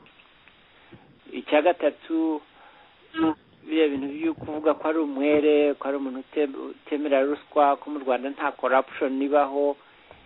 Iyo nayo image yarahindutse. So perceptions kuri Kagame zimaze guhinduka ahanini. Ikibazo abantu bavuga bakubaza niba bemeranya namwe yuko ibyo byose yuko ari ubutegetsi bw'igihugu bw'ubwicanyi butari accountable ku baturage. Ikibazo bafite ni ukumva ese mwabuhindura muti. Ikibazo ntabwo ari uko abantu babona yuko mubo mvugana nabo mbona. Ikibazo si uko abantu babona nta alternative kuri Kagame yabaho, cyangwa ikibazo nuko bavuga ese ni buryo ki abanyarwanda bakoresha kugira ngo bahindure ubutegetsi buriho. Nicyo kibazo numva abantu munaganira nabo bafite, batabona inzira zo kugira amahoro, zo kumwemeza yuko hakwiye kubaho impinduka ngo abyemere ku bushake. Iyo niyo challenge numva abanyamahanga bafite. Nkumva jewe byumvikana ntabwo ari bo bazadukemera ibibazo, nitwe tugomba gushaka uko twikemura ibyo bibazo. Ariko ngiye uko mbibona imiterere y'ikibazo cy'u Rwanda mu by'ukuri hanze abanyamahanga bamaze kucyumva. Ikibazo babona nuko ntabwo tubere kuko dushobora kuba twahindurira ibyo bibazo ngo duhindure ubwo butegetsi. Okay, mu by'ukuri tugeze turangije ikiganiro cyacu, hasigaye umunota umwe. Nagira ngo nshimire Musangamfura, Gahima, Nkiko na Karegeya bifatanyije na radiyo Itahuka, ijwi ry'ihuriro nyarwanda, mu kugira iki kiganiro cy'ubufatanye hagati ya FDU Inkingi n'ihuriro nyarwanda. Kandi turabashimira mwese abakurikiranye ibiganiro byacu kuri uyu mugoroba. Twongere tubabwire ko ijwi ry'ihuriro nyarwanda ari radiyo yanyu, kandi tubashimira ko mukomeje kutugezaho ibitekerezo byanyu. Ubwo rero tubasabe ko mwaza gukomeza kudushyigikira kugira ngo iyi radiyo izakomeze gukora. ubwo rero twagira ngo tubasezereho tubabwire ngo naho ubutaha amahoro y'Imana. Murakoze cyane mwese. Murakoze namwe. Murakoze.